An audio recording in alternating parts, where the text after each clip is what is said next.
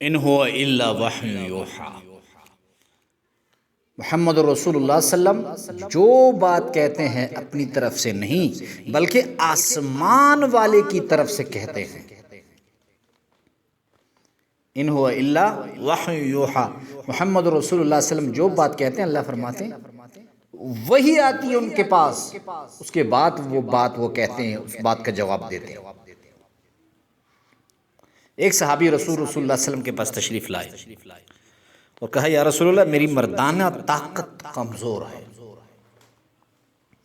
رسول اللہ صلی اللہ علیہ وسلم تو اس امت کے روحانی معالج بھی تھے اور بدنی معالج بھی تھے۔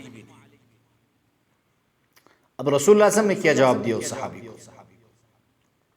رسول اللہ صلی اللہ علیہ وسلم نے فرمایا کہ تم دودھ پیو، اللہ رب العزت یہ کمی آپ کی دور فرما دیں گے۔ تو صحابی رسول نے دودھ پینا شروع کیا، چند دن بعد آیا اور کہا یا رسول اللہ میری مردانہ طاقت بحال ہو گئی اور جو کمزوری تھی وہ ختم ہو گئی۔ اب یاد رکھیں اس کو پینا کیسے ہے؟ آپ نے اس کو نیم گرم، اس کو کہتے ہیں بالکل جو ٹھنڈا نہ ہو، نیم گرم دودھ آپ نے پینا ہے۔ ایک گلاس آدھا کلو دودھ روزانہ عشاء کے بعد آپ پئیں، لیکن کھانا کم کھائیں۔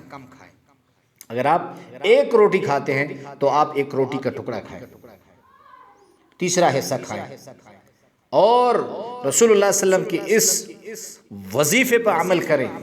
اگر کسی کی مردانہ طاقت کمزور ہے وہ ایک مہینے بعد اپنی اہلیت سے مباشرت کرتا ہے تو وہ 3-4 دن بعد اپنی اہلیت سے مباشرت کر سکے گا۔